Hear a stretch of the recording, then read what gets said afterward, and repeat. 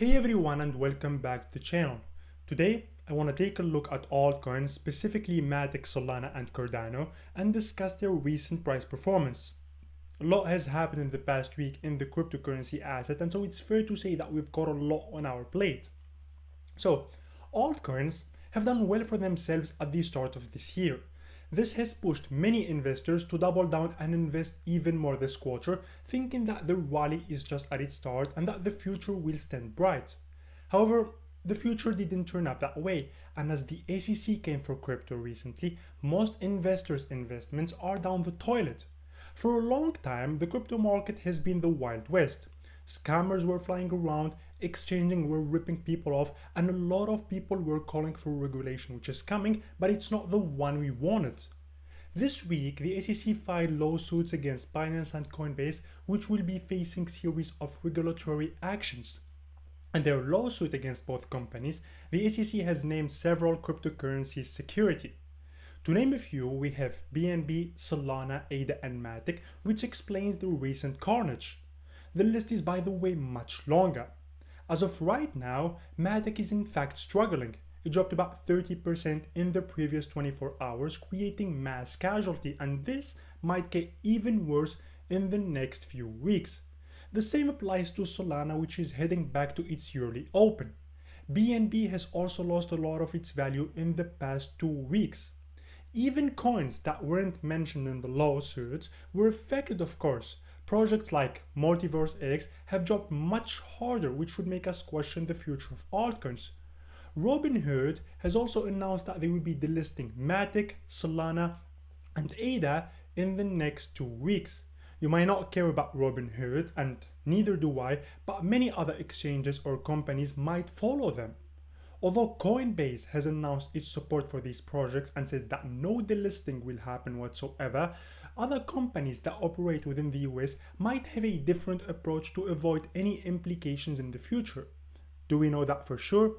Absolutely no, but it's better to be safe and sorry. And if 4 companies, large exchanges that operate in the US end up following Robinhood's lead, then the bleeding will get even more intense. Look, I don't want to milk this and say that I told you so, but over a month ago I made a video telling you why I sold 100% of my altcoins and over 30% of my BTC holdings. This was when Bitcoin was trading at about 30,000 US dollars. I also made several posts on my Patreon about why we shouldn't enter the market right now and why it's better to wait for lower targets.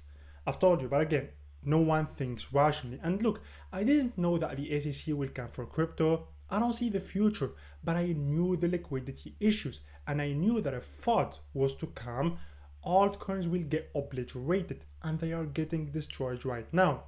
Look, I'll say this again for the 100th time. Buying altcoins in bear markets is a task only morons do. I do that from time to time, but I take profits very fast. I don't marry these projects or hold them for a long time.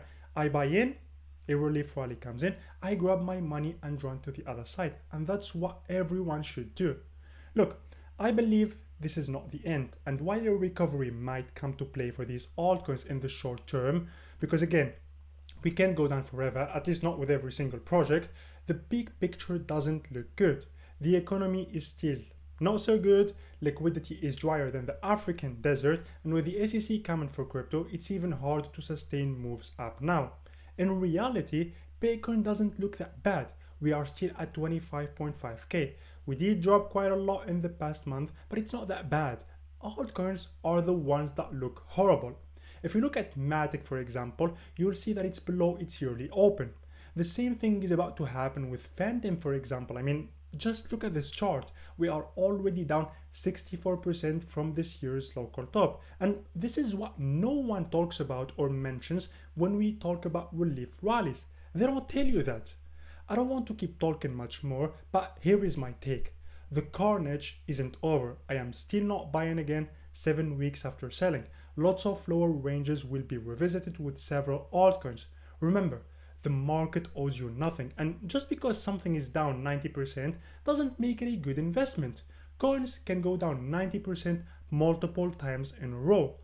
I know for a fact a lot of people will tell you that the situation is just fine and that the SEC can do much. And while their actions in the past haven't proven to work, if we look at Ethereum, for example, we can't really know for sure if this time is any different.